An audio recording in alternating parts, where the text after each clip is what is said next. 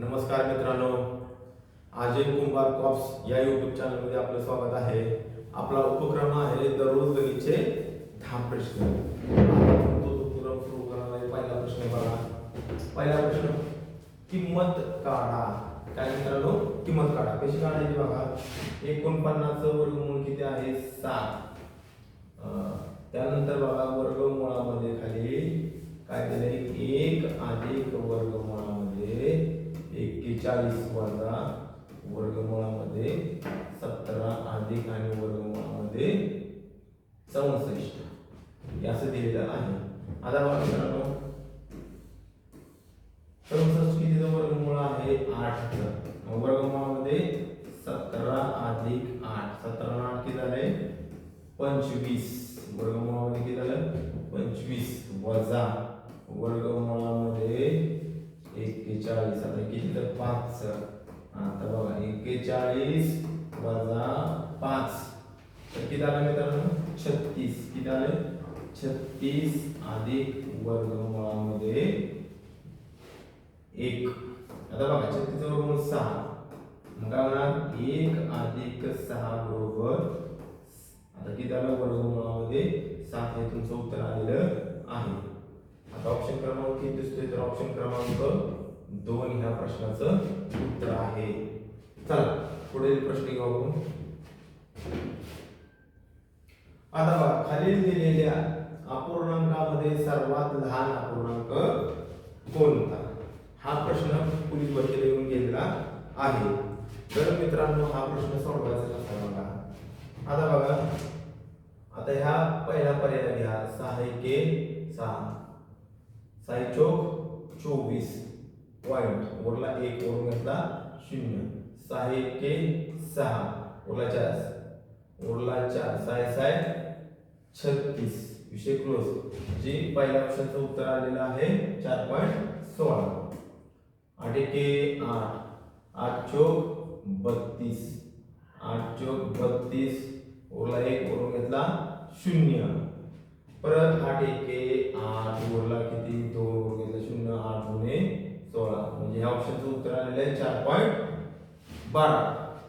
त्यानंतर 9 चौक 36 वरला 2, 9 दुने 18 वरला 2, 9 दुने 18 वरला 2, 9 दुने 18. त्यानंतर बघा 7 एके 7, 7 चौक 28, 7 चौक 28 वरला 1 वरून घेतला 0. 7 एके 7 वरला 3, परत 7 चौक 28.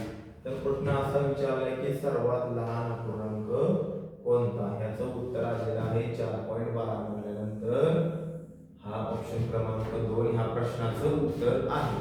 चला पुढील प्रश्न बघू आपण. पुढील प्रश्न, जर 14 मजूर रोज 6 तास काम करून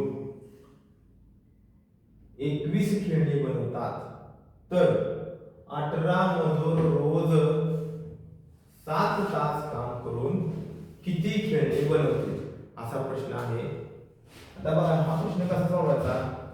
14 गुणिले 6 जे वर्ग असते ते काम आहे छेदात मांडा बरोबर. खेळणी बनवायचं काम आहे ते 21 खेळणी बनवल्यात. त्यानंतर 8 मजूर 7 तास काम करून आणि विचारलाय काय प्रश्न? खेळणी. तर खेळणीला तुम्ही x म्हणा. आणि आता काय करणार? तिरकस गुणाकार करा. 21 गुणिले 8 गुणिले 7 भागिले 14 गुणिले 6. आता बघा 7 एके 7, 7 दुने 14, 3 दुने 6, 3 सत्ते 21, 2 एके 2, 2 चौक 8, त्यानंतर 2 एके 2, 2 दुने 4. तर 7 दुने 14 हे तुमचं फायनल उत्तर आलेलं आहे. तर ऑप्शन क्रमांक 2 ह्या प्रश्नाचे उत्तर आहे. पुढील प्रश्न बघा. पुढील प्रश्न काय बघा. आता तुम्ही वाचा ना. परीक्षेत एकूण 50 प्रश्न विचारण्यात आले होते. त्या परीक्षेतील प्रत्येक प्रश्नाच्या बरोबर उत्तरासाठी 4 गुण मिळतात व चुकीच्या उत्तरासाठी 2 गुण कमी होतात. जर रमाला त्या परीक्षेत 50 गुण मिळाले तर तिने त्या परीक्षेत किती प्रश्नांची बरोबर उत्तरे दिली. हा प्रश्न पोलीसवरती साठी विचारण्यासाठी आवडीचा प्रश्न आहे. आता बघा काय करायचं महत्वाचं बघा, एकूण प्रश्न किती आहेत बघा, एकूण 50 प्रश्न आहेत. बरोबर आहे, एकूण 50 प्रश्न आहेत गुणुले. आता प्रत्येक बरोबर प्रश्नासाठी 4 गुण मिळतात. किती गुण मिळतात? 4. मग गुणुले 4 बरोबर 5 चोक 20 म्हणजे 200 गुणांचा पेपर आहे. किती? 200 गुणांचा पेपर आहे. त्या 200 पैकी रमाला किती गुण मिळालेले आहेत? 50 मिळालेले आणि त्या दोघांची करा वजाबाकी. किती आली? 150. आता 150 वजाबाकी आलेल्या नंतर बरोबर प्रश्नासाठी तिला 4 गुण मिळतात आणि चुकीच्या प्रश्न सोडवल्यानंतर तिला 2 गुण कमी होतात. यांची करणार तुम्ही बेरीज. बेरीज आलेली आहे 6. या बेरीजने ह्या 150 ला भागा. 6 1 6 6 2 12 उरला 3 6 5 30. हे उत्तर आलेलं आहे 25. आता बघा ह्या पद्धतीने मित्रांनो उत्तर 100% चुकीचं निघत असते. काय निघत असते? उत्तर निघले चुकीचे. चुकीचे प्रश्न निघले. काय निघतात? चुकीचे प्रश्न.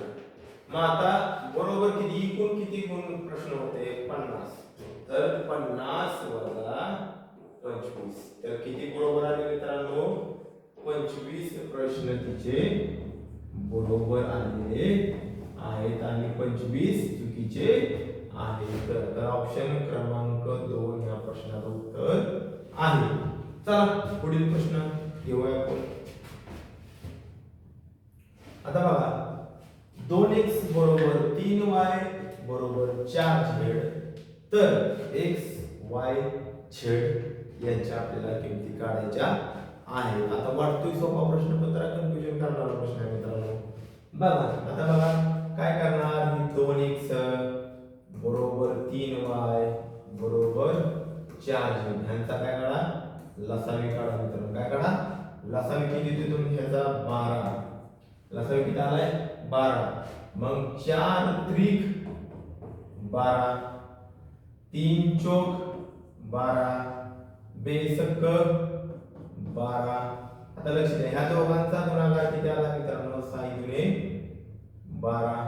आता डायरेक्ट काय आहे तुम्हाला याने भागल्यानंतर डायरेक्ट तुमचे उत्तर आलेलं आहे. म्हणजे काय उत्तर आहे? 6 4 3 हे तुमचं फायनल उत्तर आलेलं आहे. ऑप्शन क्रमांक 1 ह्या प्रश्नाचं उत्तर आहे. पुढील प्रश्न. आता पुढील प्रश्न बघा, हा बुद्धिमत्तेशी संबंधित हा प्रश्न आहे. प्रश्न कुठला आहे बघा, 3 अधिक 4 बरोबर 64 27 कोमा 6 अधिक 2 बरोबर 82 16. तर 5 अधिक 1 बरोबर काय? आता मित्रांनो ह्याच्यात काय दिले बघा, वर्ग किंवा घन संख्या दिलेल्या आहेत. ते तुम्हाला लगेच समजलं असेल. कसं समजणार बघा, आता 3 चा 27 चा संपर्क साधायला गेलो आपण. 3 चा 27 काय ते घन येते. बरोबर आहे. त्यानंतर बघा या 6 चा घन किती येते? 216 येते का नाही? बरोबर 216. या 2 चा घन किती येतोय रे मित्रांनो? 2 चा घन 8 येणार 100%. आता लक्ष द्या घन दिलेला आहे. मग 5 चा घन शेवटी मांडावा लागणार. 5 चा घन 125 आलेला आहे. आता इथं कशी कृती साधली? 4 चा घन 64 आणि 2 चा घन 8. मग 1 चा घन किती येणार रे? 1च येणार आहे. मग उत्तर काय येते बघा, 11 25 आहे का कुठे? 11 25. तर ऑप्शन क्रमांक 4 ह्या प्रश्नाचं उत्तर आहे. हा प्रश्न जरा थोडासा सोपाच आहे. पुढील प्रश्न. पुढील प्रश्न बघा, रोमन संख्येनुसार आपल्याला ते काढायचं आहे. काय बघा आता कसं समीकरण दिलेलं आहे. LCDM असा प्रश्न असतो बघा. L म्हणजे 50, C म्हणजे 100, D म्हणजे 500 आणि M म्हणजे 1000. आता तुम्हाला V आणि V म्हणजे काय असते मित्रांनो? 5 असते आणि X म्हणजे काय असते? 10 असते. समजलं? आपल्याला आता हे समीकरण सोडवायचं म्हटल्यानंतर मित्रांनो काय लक्ष द्या. आता लक्ष द्या, यल म्हणजे किती? 50. 50 गुणिले एम म्हणजे किती? 100. 1000 भागिले सी किती आहे? सी 100 आहे. बरोबर. भागिले चिन्ह काय करू? भागिले. व्ही म्हणजे किती आहे? 5. आता बघा 5 ला छेद हे काय? आता काय करणार? उलटून भागिले उलटून गुणिले करायचं. म्हणजे कसं होणार बघा? 50 गुणिले 50 गुणिले 1000 भागिले 100 गुणिले वर 1 छेद 5. भागाकार उलटून गुणिले केलेला आहे. 5 एके 5 इथं 10 उरलं. त्यानंतर ह्या शून्याला हा शून्य, हा शून्याला शून्य. आता किती उरलं बाबांनो? 100. किती उरलं? 100. 100 म्हणजे आपण काय म्हटलं होतं बाबांनो? सी. तर ऑप्शन क्रमांक 4 ह्या प्रश्नाचं उत्तर आहे. आता पुढील प्रश्न बघा विद्यार्थ्यांनो. आता बघा, एका वर्गामध्ये 51 विद्यार्थी आहेत. या सर्वांचे सरासरी वजन 40 किलोग्रॅम आहे मित्रांनो. किती? 40 किलोग्रॅम आहे. त्यातील एक विद्यार्थी वर्गाबाहेर गेला, त्यावेळी उरलेल्या विद्यार्थ्यांची सरासरी 100 ग्रॅमने कमी झाली. तर बाहेर गेलेल्या विद्यार्थ्याचे वजन किती? आता प्रश्न जरा थोडा गुंतवून टाकणारा हा प्रश्न आहे मित्रांनो. आता बघा 51 मुले 51 गुणिले 40 किलोग्रॅम. आता गुणाकार करा. गुणाकार किती आलाय बघा? गुणाकार 0 4 के 4 4 पंचे 20. बरोबर. हा गुणाकार आलेला आहे. आता एक मुलगा बाहेर गेल्यानंतर मुलांची संख्या झालेली आहे 50. पण आता बघा इथं 40 आहे, 40 किलोग्रॅम आहे, इथं 100 ग्रॅम. हे वजाबाकी का मित्रांनो? ग्रॅम मध्ये दिलेलं आहे. कशामध्ये दिलेलं आहे? ग्रॅम मध्ये दिलेलं आहे. तुम्हाला ह्या किलोचं ग्रॅम मध्ये रूपांतर करावं लागणार आहे. 40 किलो म्हणजे किती? 40,000 ग्रॅम झालं. बरोबर आहे. त्यातून तुम्हाला 100 ग्रॅम वजा करा. हा 0 0 9 हाचा 1 9 हाचा 1 3 एवढं ग्रॅम शिल्लक राहिलं. आता आपण काय केलंय बाबा? किलोचं ग्रॅम मध्ये. परत आपल्याला ग्रॅमचं किलो मध्ये करण्यासाठी तुम्हाला फक्त काय करायला लागणार आहे? 3 पॉइंट डावीकडे सरकावे लागते. मग सरासरी किती आली बाबा? किती कमी झाली? 39.9 नी झाली. आता गुणाकार करा तुम्ही. आता गुणाकार पॉइंट विसरून गुणाकार 0 आहे असं 5 नी गुणा. 5 9 45 हाच्याला 4 5 9 45 45 अधिक 4 49 हाच्याला 4 5 3 15 15 19. आता मित्रांनो हा पॉइंट हा 0 कट झाला. हा 0 कट झाला. आणि आता ह्या दोघांची काय करायची? आपल्याला वजाबाकी करायची आहे. तर वजाबाकी ती ह्या दोघांची वजाबाकी आलेली आहे 45. तर ऑप्शन क्रमांक 4 ह्या प्रश्नाचं उत्तर आहे. बघा हा प्रश्न थोडा गुंतवून टाकणार आहे. आपल्या परीक्षेला 100% 54 सेकंदाच्या आत मध्ये क्वेश्चन सोडवायचा असतो. तर हा जरा विचार करण्यालाच तुम्हाला 10 सेकंद लागणार आहे. तर पुढील प्रश्न. शीतल आपल्या मासिक पगाराच्या 10% रक्कम कपड्यावर खर्च करते.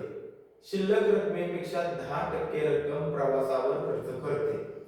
जर तिचा पगार 6000 रुपये असेल तर तिची बचत किती रुपये आहे? हा सुद्धा प्रश्न जरा मेरिटचा प्रश्न आहे किंवा तुम्हाला जमला पाहिजे. आता बघा तिची एकूण पगार किती मित्रांनो? 6000 रुपये आहे. किती? 6000 रुपये तिची पगार आहे. 6000 रुपये पगार आहे म्हटल्यानंतर ह्या पगारीच्या ती काय करते? 6000च्या 10% रक्कम काय करते? आपल्या कपड्यावर खर्च करते. आता इथे तुम्ही कपडे लिहिले तरी चालेल. तर काय लिहिलं सर? कपडे लिहिले तरी चालेल. आता बघा ह्या शून्याला 0 ह्या शून्याला 0 तर तिने कपड्यावर 600 रुपये खर्च केले. मग आता शिल्लक किती रुपये राहिले तिच्याकडे? शिल्लक म्हणल्यानंतर 6000तून 600 वजा केल्यानंतर 5400 रुपये तिच्याकडे काय राहिले म्हणून शिल्लक राहिलेले आहे. शिल्लक 5400 ह्या ती शिल्लक रकमेतून ती परत कशाची खर्च करते की बाबा ती शिल्लक रकमेपैकी 10% प्रवासावर 10% प्रवासावर, नंतर या शून्य पडलं. परत तिने प्रवासावर 540 रुपये खर्च केले. आता शिल्लक रक्कम राहिली होती 5400. मग आता तिने आणखी 540 वजा केले, खर्च केले, तर किती रक्कम शिल्लक राहिली मित्रांनो? आता 5400 वजा 540. 0 10 तून 6, 10 तून 4 6 1, 14 तून 6 गेले 8 हातचा 1 आणि 4.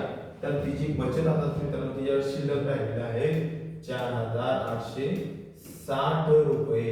हे तुमचं उत्तर आहे. आता ऑप्शन मध्ये कुठे दिसते बघा, तर ऑप्शन क्रमांक 2 ह्या प्रश्नाचं उत्तर आहे. आता नेक्स्ट क्वेश्चन मित्रांनो काय बघा, जर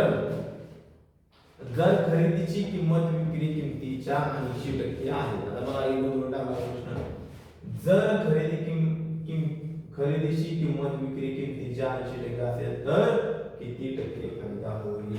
आता तुम्हाला काय विचारलेलं आहे मित्रांनो? फायदा. आता जे चिटकूनच्या विक्रीच्या ते छेदात मांडायचं, ज्याला चिटकून आहे तो छेदात मांडायचा, म्हणजे खरेदी वर मांडा आणि विक्री खाली मांडा. बरोबर आहे. आता काय म्हणता हा प्रश्न, जर खरेदी किमतीच्या म्हणजे खरेदी किंमत किती आहे 80, विक्री किंमत किती आपण मानू 100, तर किती बाबांनो? तर 20 रुपये किंवा 20 रुपये काय झाले बाबांनो? 20 रुपये नफा झाला. नफा हा कधी पण खरेदी किमतीवर होत असतो मित्रांनो. नफा हा खरेदी किमतीवर होत असतो. मग 80 रुपयावर 20 रुपये नफा झालाय, तर 100वर किती असा प्रश्न विचार आणि तिरकस गुणाकार करा. तर 100 गुणिले 20 भागिले 80. ह्या शून्याला हे शून्य कर, 2 चौक 8 आणि 25 चौक 100. तर तुमचं फायनल आन्सर आलेला आहे ऑप्शन क्रमांक 2 ह्या प्रश्नाचं उत्तर आहे. चला पुढील प्रश्न पाहू. आता बघा अशा प्रकारे आपले 10 प्रश्न संपलेले आहेत. आता भेटूया पुढील व्हिडिओमध्ये. तर आता मित्रांनो आपण फास्ट ट्रॅक बॅच चं नियोजन केलेलं आहे. तर मित्रांनो त्या फास्ट ट्रॅक बॅचची सुरुवात आपल्याला होणार आहे 16/12/2025. आता ही बॅच ही पंढरपूरमध्ये सारथी लॅबच्या पाठीमागे VR मेडिकल कॉलेज मध्ये होणार आहे. आपल्या क्लासचं टायमिंग आहे सकाळी 9 वाजता. तर मित्रांनो अवश्य भेट द्या. जय हिंद.